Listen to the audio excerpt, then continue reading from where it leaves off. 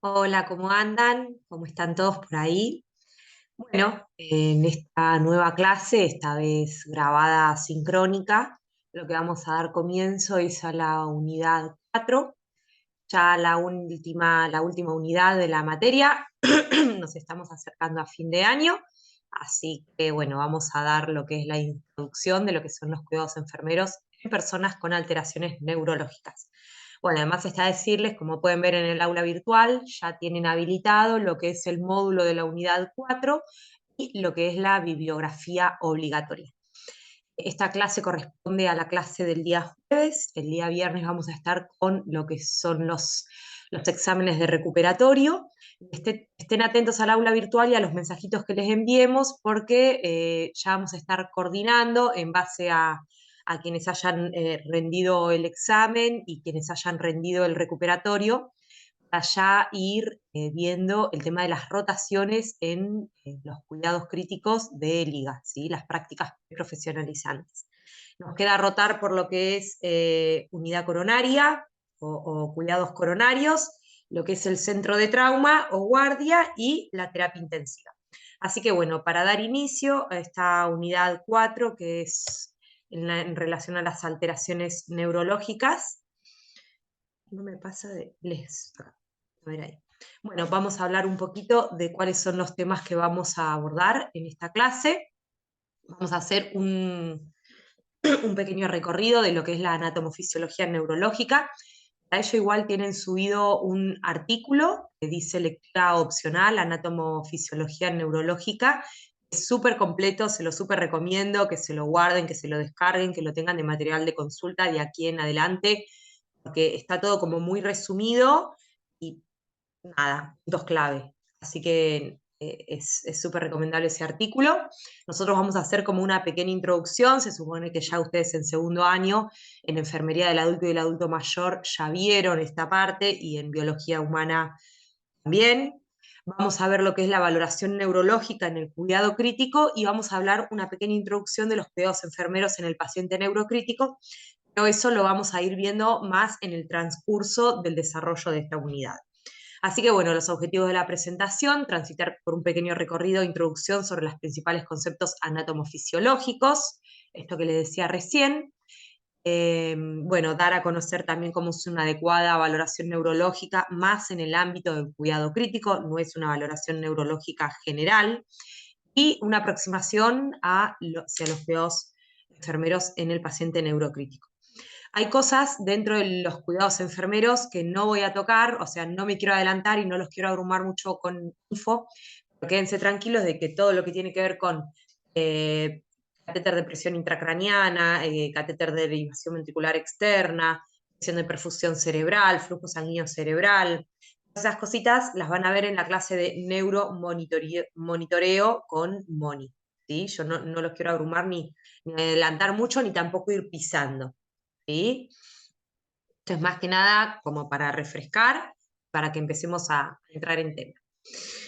Voy a correr un poquito acá, así podemos ver bien. Ahí está, yo me bajo acá, esto ya se ha visto, ahí. Ya me han visto la cara, ya me conocen. Bueno, a saber, el cerebro es el centro del organismo, controla pensamientos, memoria, habla, movimientos, funciones, regula la función de los órganos en conjunto con el sistema neuroendocrino. ¿Sí? Esto de que da las señales o la liberación de hormonas al torrente sanguíneo, las cuales llegan a lo que es el sistema nervioso central y activa el sistema nervioso central y periférico. Bueno, está muy en concordancia con el sistema neuroendocrino. ¿Sí? Siempre que decimos sistema nervioso, sistema neuroendocrino. A saber, el encéfalo representa el 2% del peso corporal total, consume un 20% de glucosa.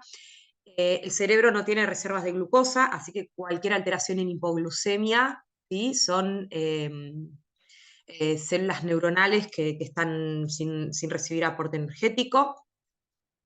Del oxígeno total consume un 20%, de los cuales la mayoría lo consume la corteza cerebral o la sustancia gris, y consume un 15% de lo que es el gasto cardíaco.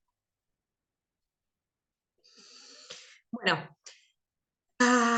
¿cómo está compuesto el sistema nervioso? El sistema nervioso está compuesto por el encéfalo, ¿sí? La médula espinal y los nervios, ¿sí? Ya sean nervios raquídeos y nervios craneales.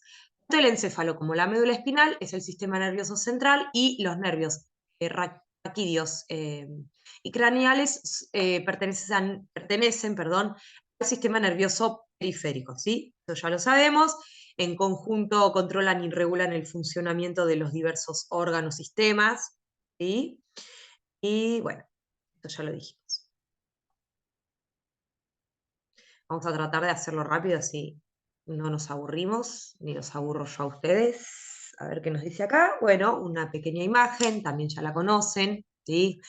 Encéfalo, médula espinal, ¿sí? Sistema nervioso central. El encéfalo, ¿cómo está compuesto? Bueno, van a ver en el artículo, en el módulo, que está más compuesto, está lo que es el encéfalo, el diencéfalo, el mesencéfalo, ¿sí? Ahora vamos a ver un poco lo que son los lóbulos, el hemisferio izquierdo, derecho, todas esas cuestiones.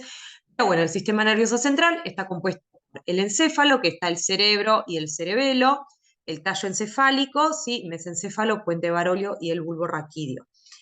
De aquí se desprenden gran cantidad de lo que son los nervios craneales, ¿sí? Y bueno, y de aquí también se desprenden lo que está inervado a lo que son las funciones vitales básicas, ¿sí? Como lo que es el patrón respiratorio, la inervación simpática hacia lo que es la función cardíaca, la temperatura corporal también, ¿sí? Se regula en esta porción. Bueno, después tenemos lo que es la médula espinal, que también corresponde al sistema nervioso central, y allí se desprenden los 31 pares de nervios raquídeos, ¿sí? Y es muy importante que sepamos también acá los niveles de la médula espinal cervical, médula espinal torácica y médula espinal lumbar, que cuando veamos, bueno, cuando vemos en lo que es el traumatismo, la lesión raquimedular, también, dependiendo al nivel de la lesión, es que la persona queda con secuelas motrices y sensitivas, ¿sí? Bien, vamos a pasar. No, este mapita está muy bueno, esperen que a ver, lo vamos a pasar por abajo. Ahí está. Este mapita está muy bueno, ¿sí? Sistema nervioso, se divide en somático y autónomo. El autónomo incluye lo que es el sistema nervioso simpático y el parasimpático. Ahora también vamos a ver una respuesta en unos, por ejemplo, aumenta la frecuencia cardíaca, en otro disminuye, genera broncoconstricción y broncodilatación, contracción pupilar, dilatación pupilar, relajación o contracción del esfínter anal, ¿sí? Uno y otro. El simpático es el de respuesta a huida, la respuesta adrenérgica, ¿sí? Así que ahí vamos a tener lo que es la contracción pupilar, aumento de la frecuencia cardíaca, disminución de las secreciones gastrointestinales,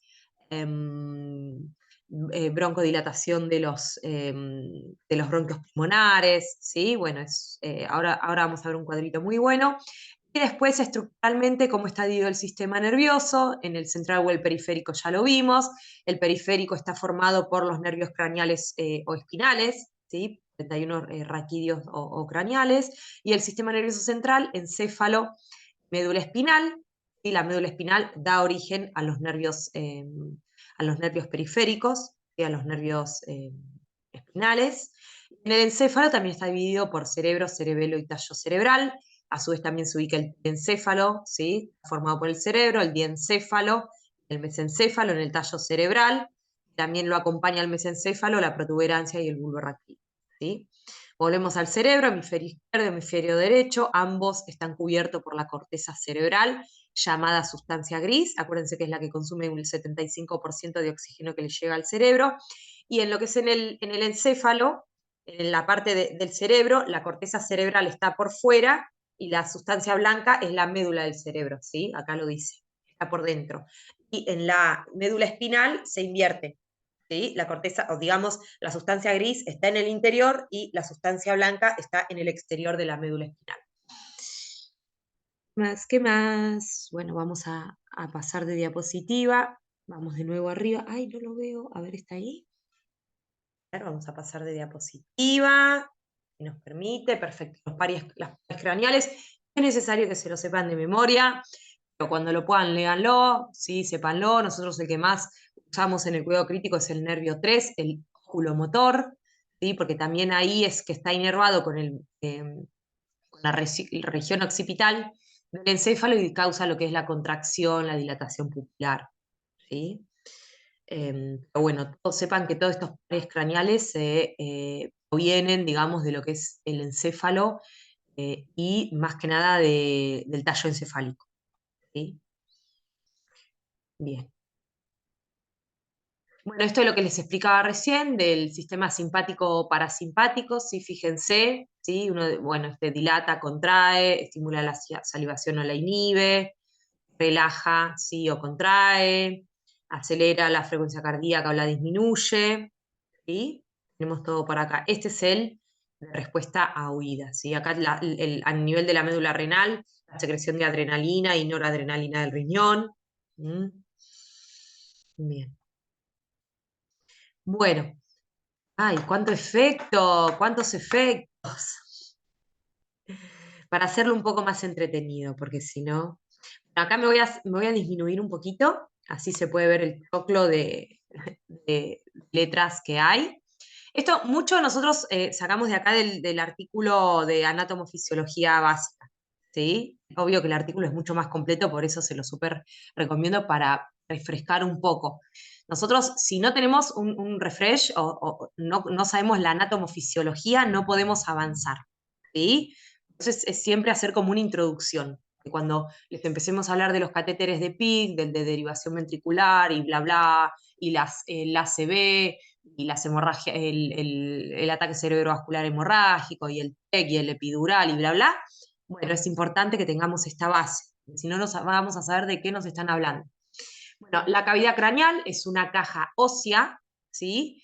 Lo que le da es protección al encéfalo. ¿Sí? Fíjense que todos los órganos de gran importancia, los órganos llamados órganos nobles, órganos blancos, están protegidos por una estructura ósea. ¿Sí? El cerebro lo protege la bóveda craneana, el corazón y pulmones lo protegen las vértebras torácicas, los riñones también están protegidos por lo que es la pelvis renal, ¿sí? Bien. Bueno, volviendo a lo nuestro, hueso frontal. A ver, les voy a ampliar así nos vemos. Hueso frontal, sí, creo que no hace falta mucho la aclaración. El que tenemos acá, la frente, es uno. Los huesos temporales, sí, son los que están acá al costado. ¿Vieron el pulso temporal? ¿Sí? Cuando tomamos el pulso temporal, bueno, temporal de ahí, son dos, bien, encierran los órganos esenciales para la audición.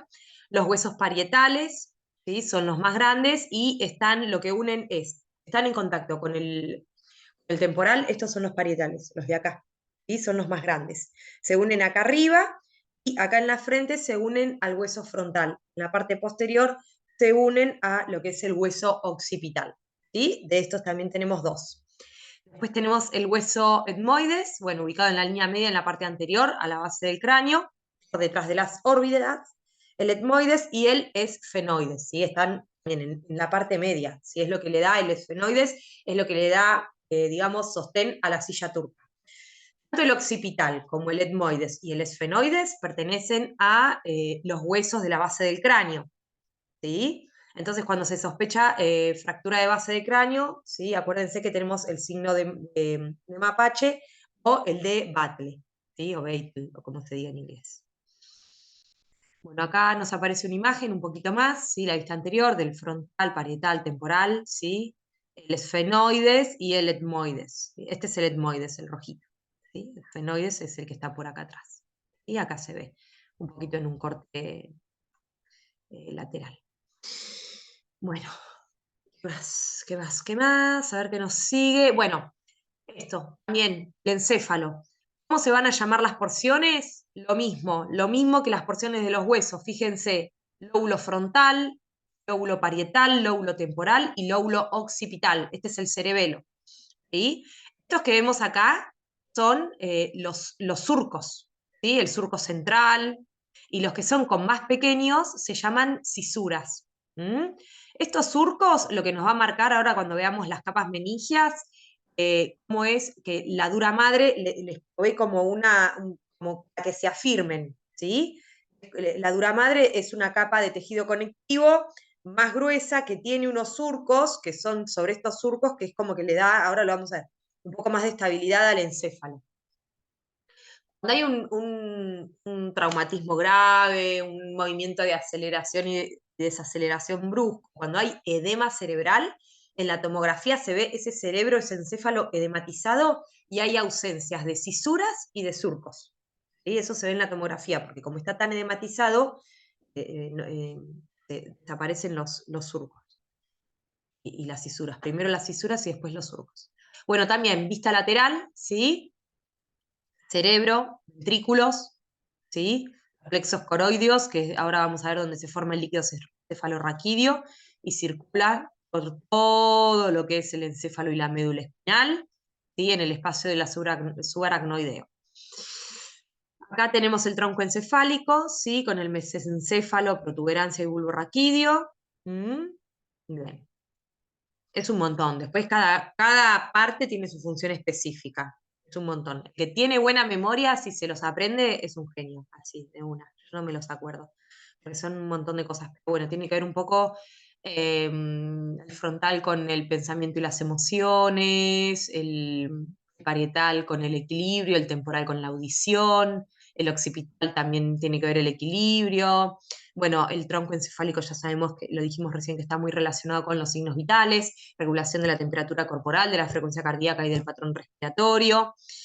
Todo tiene, todo el hipófisis, el hipotálamo, bueno, todo tiene, es un rol. A mí que me gustan los roles y la asignación de tareas, todas las porciones del encéfalo, del cerebro, del sistema nervioso central y periférico tienen un rol.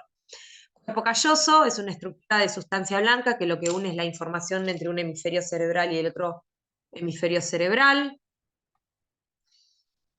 Y acá entramos a las capas meningias. Súper importante de saber, el encéfalo y la médula espinal son estructuras blandas que se encuentran protegidas por las meninges. Son membranas de tejido conectivo que rodea el sistema nervioso central en las que las funciones de las meninges son, pregunta de examen, se lo machetean, no sé, no se lo copien. Las funciones de las meninges protegen al encéfalo y a la médula espinal, ¿sí? Le dan protección. Esto sirven como sostén para importantes arterias, venas y senos venosos. Y encierran una cavidad llena de líquido cefalorraquídeo en el espacio subaracnoideo, es vital para la supervivencia y el funcionamiento óptimo del sistema nervioso. ¿Sí? Este líquido cefalorraquídeo es como un medio ambiente adecuado, el adecuado funcionamiento de las neuronas, ¿sí? De las células del sistema nervioso. Les provee de oxígeno, proteína, glucosa, nutrientes. ¿Sí? Bien, la capa de afuera, vamos de afuera hacia adentro, igual ahora en un ratito vamos a ver una imagen, es la dura madre, es la capa más gruesa, es la más externa, la más fuerte, la más firme, está formada por un tejido conjuntivo que tiene una capa, son dos capas en realidad, una capa que es la más externa que está pegada al hueso y hay otra capa que es la más interna que está pegada a la aracnoides. ¿Sí? La que está pegada al hueso, al cráneo, está muy vascularizada. ¿Mm? Ahora después cuando veamos ACV hemorrágico, TEC y todo, vamos a ver a qué nivel específico, por eso es muy importante que lo sepan, en qué nivel específico está el sangrado, a qué se va a deber ese sangrado según el nivel y bueno, digamos, las particularidades propias. La otra capa interna se prolonga en forma de repliegues, esto que les decía hace un ratito, para formar los tabiques que separan las diferentes zonas del cerebro. La función de estos tabiques es limitar el desplazamiento del encéfalo en situaciones de aceleración y desaceleración asociados a los movimientos de la cabeza. ¿Sí? Les da como una estabilidad, los afirma. Bueno, después por otro lado tenemos lo que es la aracnoides, está por debajo de la dura madre, formada por tejido conectivo también rico en fibras de colágeno que forman una malla. Se separa de lo que es la aracnoides de la dura madre. Esta es la aracnoides, esta es la dura madre, y acá tenemos el espacio que se llama espacio subdural, ¿sí? Por debajo de la dura madre. Fuera por arriba de la dura madre es la epidural, hemorragia epidural, generalmente asociada al traumatismo. Volviendo al tema del aracnoides, es un espacio de una fina capa de células entre las cuales se encuentra el líquido intersticial, ¿sí? Entre el aracnoides y la madre. Entre el aracnoides y la pia madre, que es la capa que le sigue abajo, es que circula el líquido cefalorraquídeo. ¿Sí? La pia madre, esta que vemos acá, es una capa muy fina y transparente que está pegada directamente al encéfalo, ¿sí? Al sistema nervioso central. Digo encéfalo y es médula espinal también. Bien. Ahora vamos a ver la imagen. Acá lo tenemos piel, aponeurosis, periósteo, hueso, dura madre. Entre la dura madre y el hueso tenemos el espacio epidural, dura madre, aracnoides y pia madre. ¿Sí? Entre el aracnoides y la dura madre, epidural, subdural, y por debajo de la aracnoides, subaracnoideo. ¿Ven estas vellosidades que vemos acá? ¿Ven ahí? Bueno, son con las vellosidades de las que se reabsorbe el líquido cefalorraquídeo. Ahora vamos a hablar del líquido cefalorraquídeo. El líquido cefalorraquídeo se filtra a través del plasma, ¿sí? En el plexo coroideo y se forma continuamente, ¿sí? Son 500 mililitros que se forman al día. Nosotros tenemos una reabsorción, continuamente tienen que haber 150 mililitros, ¿sí? En el espacio encefálico. Algo que les va a decir Moni también, que la bóveda craneana en su interior está compuesta por tres componentes: el encéfalo, el flujo sanguíneo cerebral y el líquido cefalorraquídeo. Cualquier alteración en la cantidad de estos tres componentes va a causar un aumento de la presión intracraneana. Eso ya se los va a explicar Moni, ¿sí? Yo les adelanto. Bueno. ¿Ven acá cómo marca en el surco cefálico? Esto lo que le da es sostén. ¿Sí? ¿Ven cómo viene la dura madre? La dura madre, ¿sí? Acá tiene como las... bueno, recién dije la palabra, ahora no me sale. Bien. Bueno, líquido cefalorraquídeo es un líquido transparente, incoloro, protege al encéfalo y la médula espinal contra lesiones químicas y físicas, sostiene y amortigua el cerebro, transporta oxígeno, glucosa, proteínas, sales, ¿sí? Metabolitos y, bueno, en escaso número de linfocitos. Esto que les decía, continuamente hay entre 100 y 150 mililitros. La mayoría circula en el espacio subaracnoideo y, bueno, circula por todo el espacio subaracnoideo y sufre varios recambios al día, ¿sí? La producción, esto es clave, ¿sí? Se producen 20 mililitros hora aproximadamente de líquido cefalorraquídeo o 500 mililitros en un día. ¿Esto qué es lo que pasa? Si, por ejemplo, nosotros tenemos algún trombo, ¿sí? Algún trombo que obstruye las vellosidades de la capa subaracnoidea, ¿sí? De esta red de vellosidades, el líquido cefalorraquídeo no se reabsorbe, entonces se acumula, se acumula, se acumula y causa lo que es hidrocefalia. Y nos va a causar aumento de presión intracraneana. Por eso a veces vemos que hay pacientes que tienen los drenajes ventriculares externos, que drenan líquido cefalorraquídeo, o vemos que se internan para colocación de un drenaje ventrículo peritoneal, ¿sí? Que vaya a peritoneo el líquido cefalorraquídeo. Pero el líquido cefalorraquídeo hay que drenarlo, ¿sí? No puede, porque si no se sigue formando continuamente. Bueno, se forma en los plexos coroideos, ¿sí? A partir de la filtración del plasma sanguíneo. El líquido cefalorraquídeo es plasma sanguíneo, ¿sí? Filtrado. Fluye, hay un circuito de líquido cefalorraquídeo, fluye hacia el tercer ventrículo por el agujero de Monro, luego circula al cuarto ventrículo a través del acueducto de Silvio y pasa al espacio subaracnoideo que rodea al encéfalo, ¿sí? Bien. A veces, por ejemplo, en hemorragias intracerebrales o intraparenquimatosas, que se obstruyen estos sitios de drenado del tercer ventrículo o al cuarto ventrículo y se genera lo que es la hidrocefalia. Bien, es lo que nos dice acá: el exceso de líquido cefalorraquídeo es absorbido constantemente hasta amplias cavidades repletas de sangre, los senos durales, y vuelven, ¿sí? A través de las vellosidades subaracnoideas, pasan a aracnoides a lo que es los senos durales y se extienden, vierten su contenido a las grandes venas del cuello, ¿sí? Que drena a las venas del cuello y vuelve. Por eso después, cuando veamos en cuidados neurocríticos, cuando tenemos al paciente ventilado, cuando le colocamos la fijación del tubo orotraqueal, siempre debemos hacerla por arriba del pabellón auricular, que si yo le comprimo acá las yugulares o tiene un collar ortopédico de inmovilización muy comprimido, lo que me va a hacer es disminuir el retorno venoso cerebral, ¿sí? El drenaje cerebral, y me va a causar aumento de la presión intracraneal. Yo ya les voy adelantando un par de tips, un par de cuidados. Bueno, acá es lo que les dije, ¿sí? Acá es donde se forma, estos son los plexos coroideos. Se va formando y va drenando a través del acueducto de Silvio, del agujero de Monro primero, el acueducto de Silvio, y pasan, ¿sí?, a lo que es el espacio subaracnoideo, ¿sí? Y ven cómo acá se absorben por las vellosidades aracnoideas y pasan a lo que son los senos venosos de la dura madre, para volver a retornar, bueno, en el drenaje venoso cerebral. Bueno.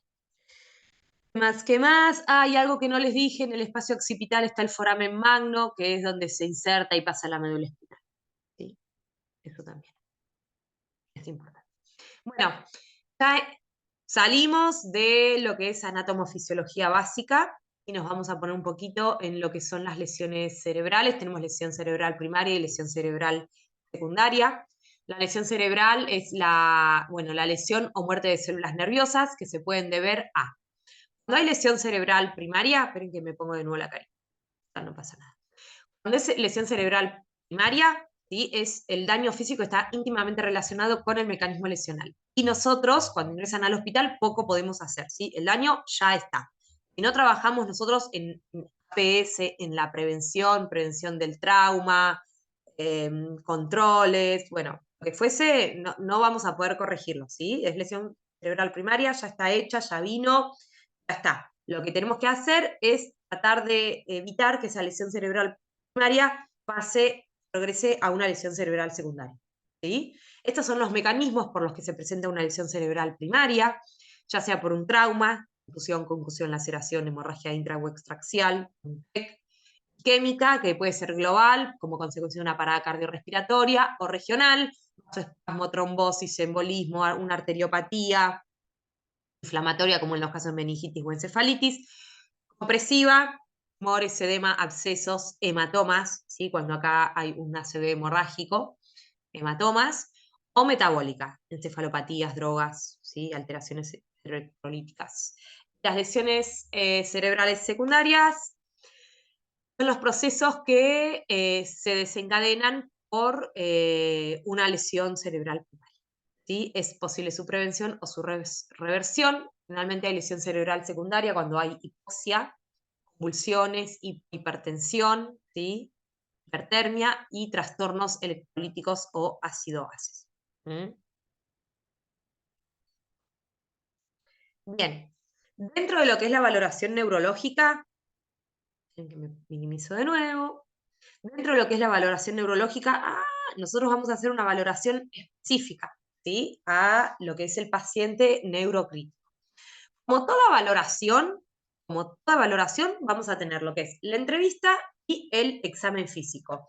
Dentro de la entrevista vamos a ver la historia de salud del paciente, cuál es la enfermedad actual, incluyendo las lesiones que sufrió, cuáles son las cronologías, el tratamiento realizado, el tratamiento indicado, las medidas diagnósticas, signos y síntomas y todo lo que tiene que ver con la enfermedad actual que el paciente presenta. Después vamos a ver también los antecedentes personales y familiares. Dentro de los personales, si tuvo alguna enfermedad neurológica previa o alguna enfermedad que se pueda relacionar específicamente, que tenga impacto en el sistema neurológico o neuroendocrino, antecedentes personales de enfermedades previas, accidentes previos. Y los familiares también, ¿sí? Acuérdense que eso es muy importante. Los antecedentes familiares, si hay antecedentes familiares de aneurisma, de malformaciones congénitas, de hemorragias subaracnoideas, ¿sí? Eso es algo muy importante. ¿Cuáles son los hábitos de vida? ¿Sí? Si es una persona que tenía consumo de psicofármacos o consumo de drogas que pueda llegar a generar algún tipo de abstinencia, consumo de alcohol, tabaquismo, malos controles de salud. En antecedentes personales también influye mucho el tema de la diabetes, de la hiperglucemia, de la colesterolemia. El uso de fármacos también, anticonvulsivantes, tranquilizantes, aspirina, anticoagulantes, muy importante, el tema de los anticoagulantes que puedan llevar un sangrado. Lo que nos pasa mucho con la gente joven es que tienen que tomar anticonvulsivantes por algún antecedente propio y no hacen la receta porque no tienen obra social y es muy engorroso acceder a lo que es la medicina y acceder a cierta medicación, entonces dejan de tomar los anticonvulsivantes pensando que no les va a pasar nada y hacen convulsión.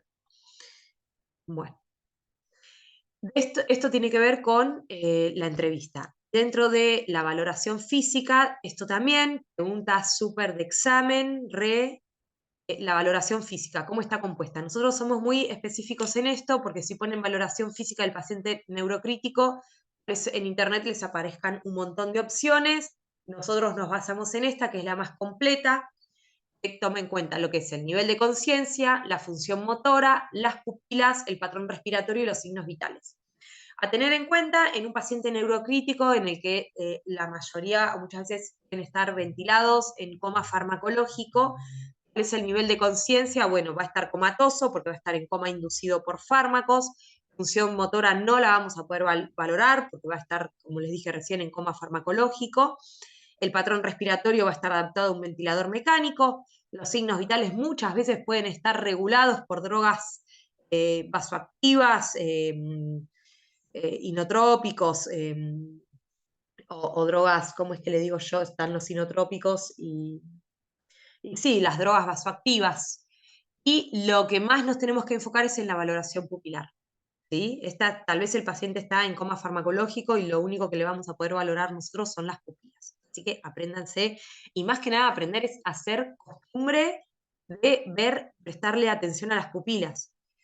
A nosotros nos pasó, a mí me pasó, por ejemplo, a un paciente que estaba internado en terapia intensiva y lo estaban tratando de despertar, se le habían suspendido la sedación ya hacía un día y lo había venido a ver oftalmo porque tenía una queratopatía por exposición y le estuvieron evaluando los ojos, que no sé qué, que no sé cuánto, y se van y cuando lo voy a ver yo atrás de ellos estaba así, midriático, ¿sí? Y no tenía respuesta pupilar. Este paciente ya tenía muerte encefálica, ¿sí? O sea que estábamos, eh, bueno, no voy a seguir. Bueno, nivel de conciencia, lo primero que vamos a evaluar es el nivel de conciencia, a través de él vamos a ver, vamos a valorar lo que es el estado de alerta, el llamado reactividad, ¿sí? Y el contenido. Un paciente puede estar vigil, pero no puede tener contenido, ¿sí? No conecta, no responde, no dirige mirada, ¿m? O puede estar con no reactivo y, bueno, obviamente sin contenido, ¿sí? Pero cuando hacemos la valoración vemos estas dos cosas. El estado de alerta y el contenido, ¿sí? Si conecta o no conecta con el medio. Esto también es muy importante, obviamente, el nivel de conciencia, cuando nosotros les preguntamos, ¿y este sujeto de cuidado cómo está? Alerta, letárgico, obnubilado, estuporoso o comatoso. ¿Sí? Estas definiciones se las tienen que aprender de memoria. ¿Sí? En el examen se las vamos a preguntar cuando vayamos a las prácticas prehospitalarias, cuando hagan la devolución, cuando hagan la presentación del paciente, tienen que poner, van a tener que hacer en la valoración neurológica y tienen que poner el nivel de conciencia. Tienen que definirlo, además, ¿sí? Y les vamos a preguntar por esto. Nivel de conciencia es esto, ¿sí? Tienen que aprendérselo. Otras formas en las que se evalúa lo que es el nivel de conciencia, más que nada la valoración neurológica, se usa mucho lo que es la escala de coma de Glasgow, es el trauma, ¿sí? Otra cuestión, no hace en el examen sí, yo ya me la sé, pero es que siempre todos van a las escalas, van al machete, porque a veces confunde, ¿sí? Al ser, bueno, mide respuesta ocular, respuesta verbal y respuesta motora, como al no tener en cada uno un número fijo te marea un poco. La respuesta motora es la que más número te puede dar, ¿sí? Al 6, respuesta verbal, 5 puntos y respuesta ocular, 4. ¿Sí? Respuesta ocular, abre los ojos espontáneamente, entramos a la habitación y el paciente ya abre los ojos, al sonido que le decís, hola Juan, ¿cómo estás? Ahí abre los ojos, a la presión o al estímulo, hola Juan, y ahí abre los ojos, y si no los abre, no hay respuesta. ¿Sí? Tenemos que ver que no haya un factor que lo interfiera, porque tal vez el sujeto de cuidado está sedado, en un RAS de -5 está sedado y no te va a abrir el ojo. Lo mismo con la respuesta verbal. Si está sedado, si está con el tubo orotraqueal en la boca, es difícil que tenga una respuesta verbal. Lo mismo, si responde de manera orientada, si responde pero confuso, si está con palabras inapropiadas, sonidos incomprensibles como gemidos, quejidos, ¿sí? O no responde.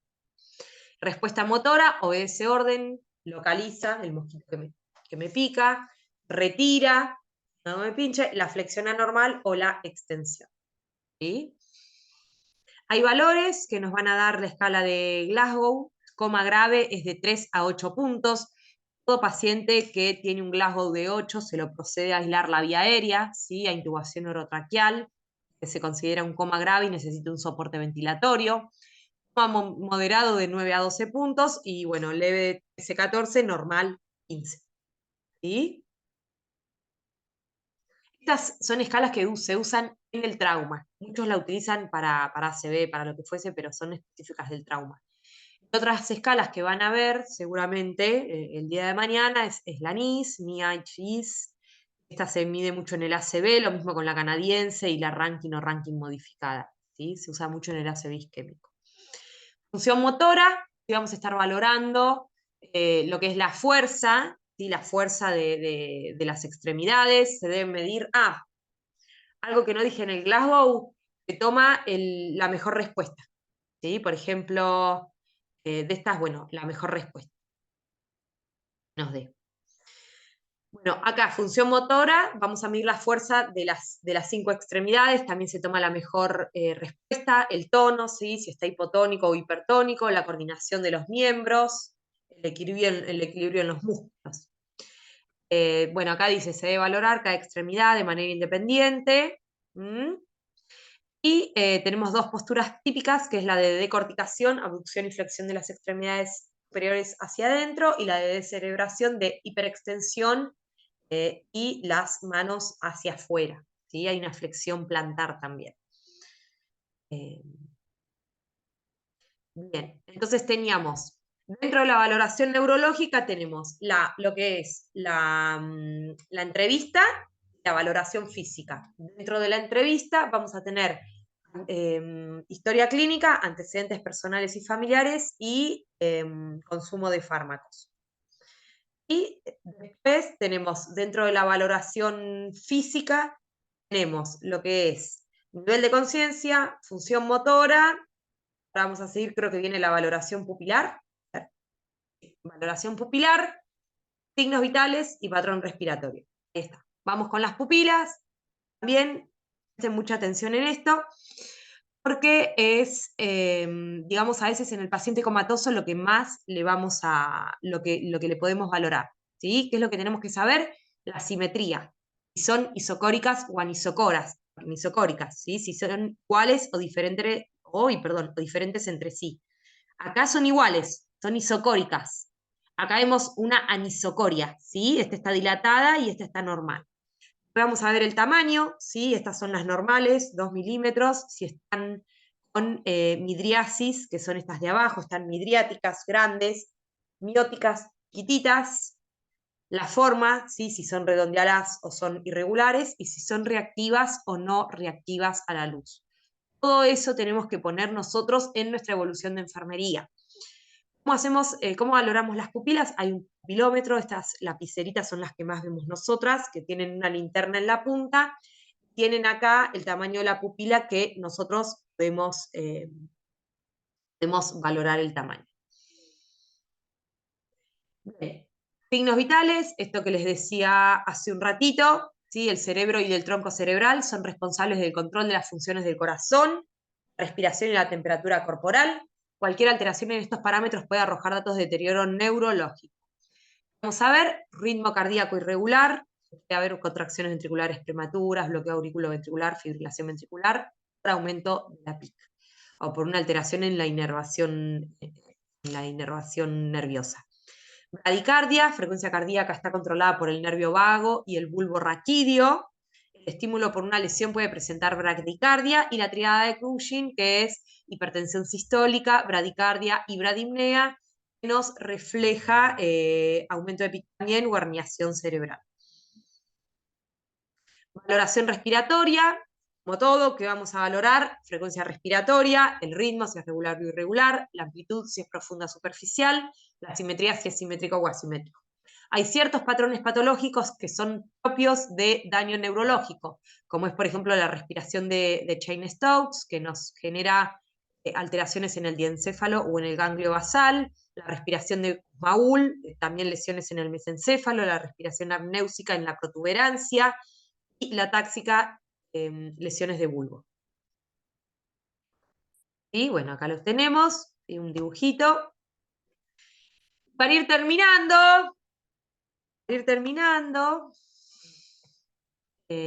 algunos de los cuidados, como una introducción a los cuidados enfermeros en pacientes neurocríticos. Este artículo también lo tienen, es muy importante. Hay muchos artículos que los subimos que están muy buenos. Son de la Sociedad Argentina de Terapia Intensiva.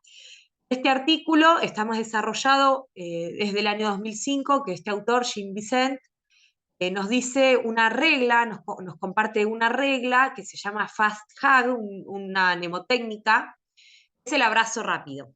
En que vuelvo al... Así me ven. Es el abrazo rápido que nos dice que nosotros como personal de salud, por lo menos le tenemos que dar un abrazo rápido una vez al día al sujeto de cuidado neurocrítico. ¿Sí? El artículo está todo súper más desarrollado, igual es poquito, es un parrafito para cada acrónimo de cada letra, pero está súper fundamentado, yo no se los quiero hacer extenso, así que vayan a leerlo porque también es pregunta de examen, ya les voy diciendo, y da toda la fundamentación teórica que está muy bueno. Ya sabiendo esto, ya saben un montón, chicos, es la base. F de food, ¿sí? De alimentación precoz, tiene que ver con la translocación bacteriana, de la alimentación trófica. Bueno, hay muchísimo del aporte del estado catabólico del paciente, el aporte de proteínas, de calorías, de nutrientes. La A de analgesia, una adecuada analgesia. La S de sedación. Anteriormente se llamaba pseudoanalgesia, pero ahora se cambian los conceptos para tratar de disminuir al máximo la sedación, que esté sedado nada más en niveles óptimos que la persona requiere, pero es mejor que esté con una buena analgesia. Se llama ahora, el término es analgosedación, y no pseudoanalgesia, sino que analgosedación. Tenga una sedación guiada por objetivos también, generalmente las primeras 48 a 72 horas de traumatismo encefalocraniano grave, el encéfalo tiene que estar con una actividad neuronal, con una actividad eléctrica neurológica disminuida, ¿sí? Entonces se trata de mantener al nivel los estímulos bajos, ¿sí? Niveles altos de sedación, prevención del tromboembolismo, ¿sí? Para no generar coágulos, y tromboembolismo pulmonar, tromboembolismo coronario, tromboembolismo cerebral.